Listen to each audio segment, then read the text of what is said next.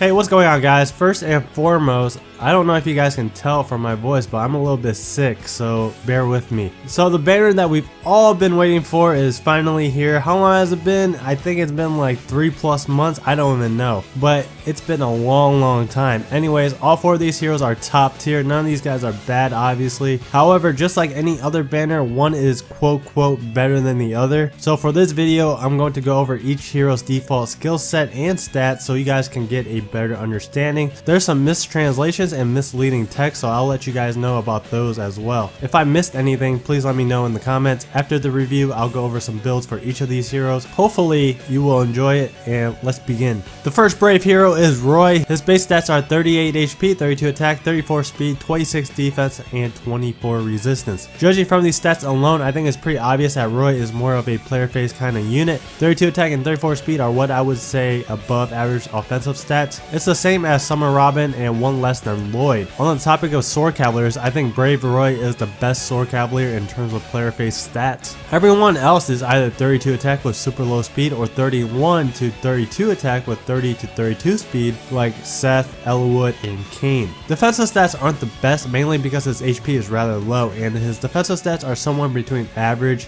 and below average. He will very likely die to any blue mages out there. Against red and green mages, he can survive some of them as long as he can prevent doubles. For example, a fully built Julia only chunks him for about 30 to 40% of his health, but a fully built Blato Nino with Erica buffs just annihilates Roy. After said all that, he shouldn't have a problem with mages if you use them wisely and take advantage of his mobility. Just get some cavalry buffs on him and take out mages on the player phase and use someone to reposition him back towards your team. Most of his negatives can be solved by just having him on a horse emblem team. Weapon is Blazing Durandal. First of all, I just want to say that every single weapon from this banner is top tier, but you guys should already know that. All of their weapons have 16 might and come with 2 effects. Anyways, it grants Roy 3 attack passively and has an effect similar to Heavy Blade. You can do a lot of fun builds with this weapon. His default special Gale Force obviously works great with this weapon effect. If Roy can double and has more attack than the enemy, I believe he gets a total of 5 charges for his special, which activates Gale Force. The attack power that this weapon gives Roy is insane, and since Heavy Blade's effect is built into his weapon, that means he's able to inherit some type of attack boosting skill in the A slot, which almost guarantees the Heavy Blade effect. Special is Gale Force. I think Roy is the 3rd hero that has this skill. I talked about this skill just a few seconds ago. Definitely keep Gale Force on him, as it is one of the best specials to have to increase your arena score. Other specials you can consider is probably Aether if you dislike Gale Force for whatever reason. New A skill is Steady Blow 2. If Roy initiates combat, Roy is granted speed and defense +4 during battle. So it's like a combination of Armor Blow 2 and Darting Blow 2. This definitely helps his defense problem a little bit, but I still think Darting Blow is a lot better. Neutral Roy only has 34 speed and it increases to 38 with this skill, meaning he can only double heroes 33 speed or below. He's not going to be able to double that many popular sword heroes. Also, since it's very likely that you will run Desperation on this guy, it's better to run a more glass cannon type of skill that only increases his offensive stats. Steady Blow isn't too bad if your Roy is minus speed. You can pair him up with a Dancer, that way he can get 3 charges per fight, 2 from Roy's 1 attack and 1 from the enemy counterattack. Then you can use Dance on him and activate Gale Force on the next attack.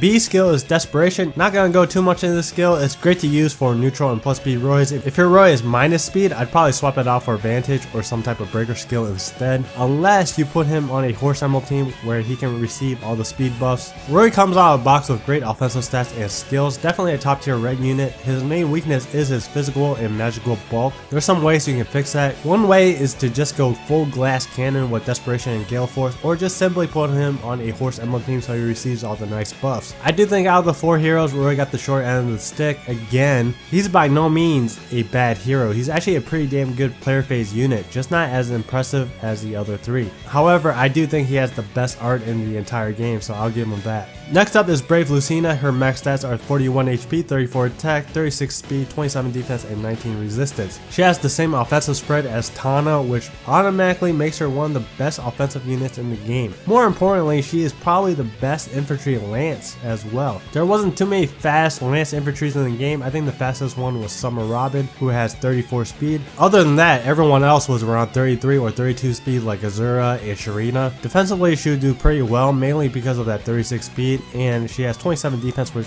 also goes up to 30 because of her weapon effect. Not a lot of heroes will be able to double her. She's only got 19 resistance, so obviously keep her away from mages. Her weapon, I have no idea how to pronounce that. I think it's Garrus Kugel. Grants +3 defense passively and grants allies with sword, lance, axe, bow, or dagger within 2 spaces attack and speed +3 during combat. So basically its effect is similar to the Drive C skills or a better spur buff, and it applies to every physical unit in the game, so it doesn't include mages or Dragonstone users. This weapon has an amazing support effect. Its effect is a combat buff, so it does stack with other combat buffs like spurs and drive. The developers have been adding a lot of panic ploy enemies in the PvE events lately, which is why combat buffs are seeing more use. If you have Delthea, you might be able to make a great infantry team out of these two heroes despite both of them being blue. Special is Aether. Like what I always say, Aether is great for arena score. Otherwise, you can downgrade and stick with Luna for a budget set and prefer a more consistent special. Other options for specials include Draconic Aura, Bonfire, and to be honest, maybe even Escutcheon for a more pseudo tank supportive build.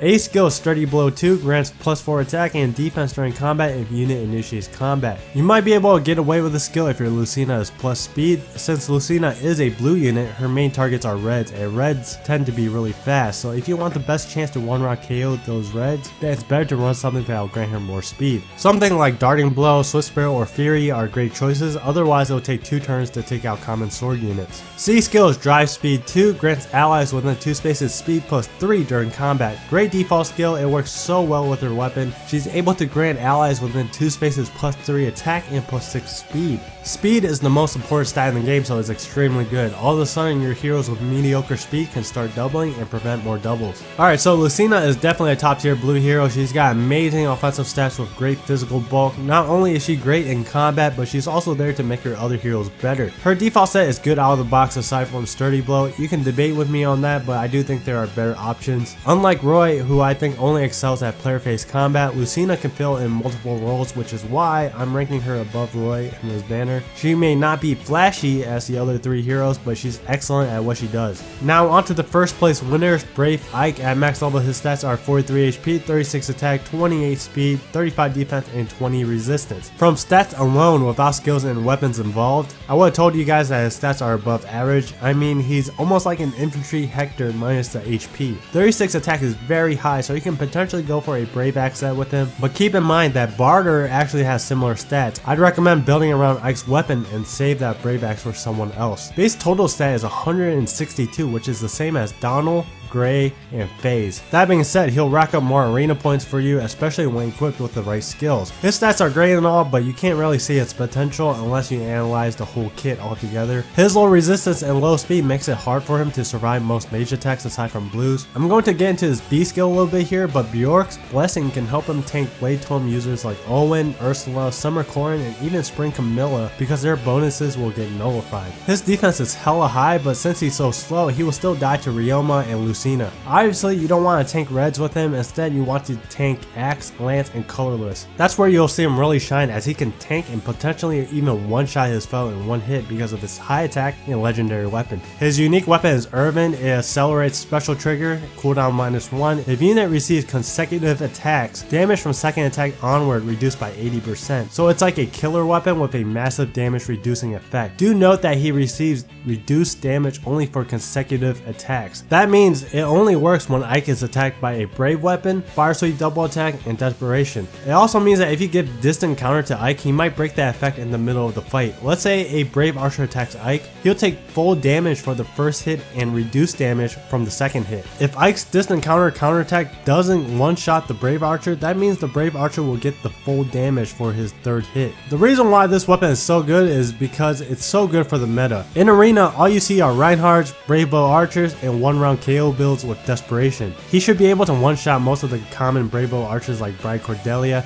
He can't one-shot high defense archers like Leon, but Leon can't quad Ike anyway, so it doesn't really matter. Despite his low resistance, he can survive against plus attack Deathblow Reinhardt. Also note that his weapon is a killer weapon effect, so you can stack it with a skill similar to Heavy Blade. Special is Aether, pretty much the same thought as what I said during Lucina's review. It's even better on Ike since he has a special cooldown reducing weapon and is a great candidate for a Heavy Blade type of skill. New A skill is Steady Breath. If attack unit granted +4 defense during combat, also gains special cooldown charge +1. I mean, judging from his stats, Ike is obviously an enemy phase unit. You'll most likely take out enemies by baiting on the enemy phase and finishing them off on the following player phase. So with this skill, I can get 5 charges on the enemy phase if the enemy can double Ike. A total of 4 charges from the enemy and 1 from Ike's counterattack, which means on the following player phase, I can blow up someone with Aether and regain most of his health back. New B skill and is exclusive to Brave Ike is Bjork's Blessing. Effective against flying and cavalry units, foes'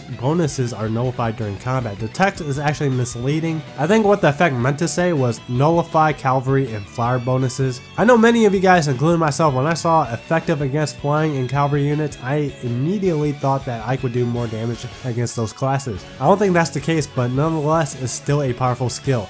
Just think of how many Blade Tome Cecilias, Owens, Reinhardt, Camus, and even Summer Corins that will get bopped by Ike. Bonuses are a huge part of Blade Tome's damage, and if you take that away from them, then they become extremely weak. C skill is Threat and Defense. Not going to go too much into it. Threat and skills are perfect on tanky heroes since they have the best chance to survive fights and are able to activate the effect multiple times. I think Threat and Attack would have been a better fit, but Threat and Defense isn't too bad. This guy comes out of the box with all skill slots filled except the assist slot. You pretty much just have to give him reposition and he's good to go. Everything synergizes really well together, and to top it off, the skills synergize extremely well with his stats. Great stats, excellent skills, and requires very little investment. Definitely use your free summon on either this guy or Lyn because they both come out of the box with the most skills. Plus, they have an exclusive B skill which are both very useful. You're going to see quad Lyns everywhere in the arena, and this guy I believe is one of the best counters. Last hero of the banner is Lyn. Max stats are 35 HP, 33 attack, 35 speed, 18 defense, and 28 resistance. So in terms of offensive power, she should be the second best, right behind Bright Cordelia and ahead of Innis. However, you can argue that she can be considered the best archer in the game because of her movement type. She is the first mounted archer in the game, which means she has access to all the horse ammo buffs and can move 3 spaces. Stats are allocated very well. 28 resistance allows her to soak up some damage when attacking mages. Her HP is kinda low, so don't let her get damaged too often. Her unique weapon is Mulligear. Grants speed +3. If foe is a magic user, foe's bonuses are nullified during combat. Let's see, so with this weapon equipped, her offensive stats increases to 47 attack and 38 speed, which is pretty insane. The main effect is quite nice as well since it's really good against Blade Tome mages. It will allow her to safely attack into them without receiving too much damage on the counterattack. Other weapon to consider is obviously Brave Bow. Brave Bow actually turns her into kind of like a colorless Reinhardt.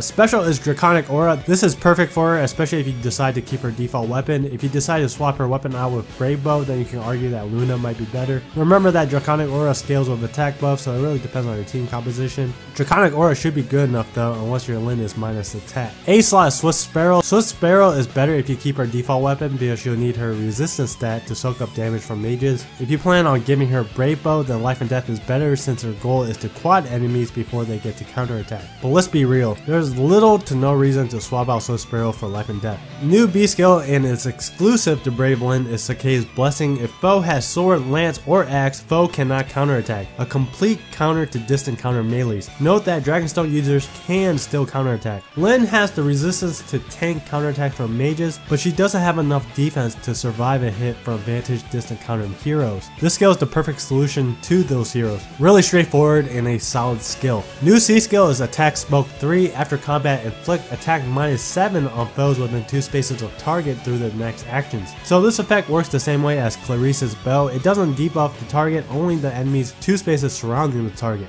Lyn will most likely kill whoever she attacks, so it really doesn't matter if the target gets debuffed or not. -7 damage is huge. We're talking about a 7 or 14 damage reduction. Brave Ike would be a great teammate to pair up with Lyn so he receives even less damage. Colorless units are the best nuking heroes in the game because they have no color disadvantage, and Lyn so happens to be one of the best archers in the entire game. What's even better is that she comes out of the box fully built. Give her reposition or drawback and she's done. You guys thought seeing Reinhardt everywhere was bad enough. Well, now we're gonna see Lyn in every single match in Arena. Amazing offensive stats, mounted archer, great default skills, arguably the best archer in the game, and best of all, you can get her for free. 100% get her for your free pool because you don't want to go through colorless hell. Well, we're finally done with the review. Now let's take a look at some of the builds for each of these heroes. The developers did a good job with these heroes' default skill sets. Therefore, these heroes are extremely easy and straightforward to build. However, there are some interesting builds that you can run that doesn't use the base set. I'm going to go down the list in the same order: Roy, Lucina, Ike, and Lynn. Budget set for Roy is his default skill set, excluding his A skill. This is a build more for a normal team. I think Roy definitely needs more speed to be more proficient, because we want him to be good against not only greens but most reds as well. You can run this set with almost any combination of IVs. My speed with Darting Blow isn't too bad. Other alternatives for A skills include Swift Sparrow, Weapon Death, and Fury.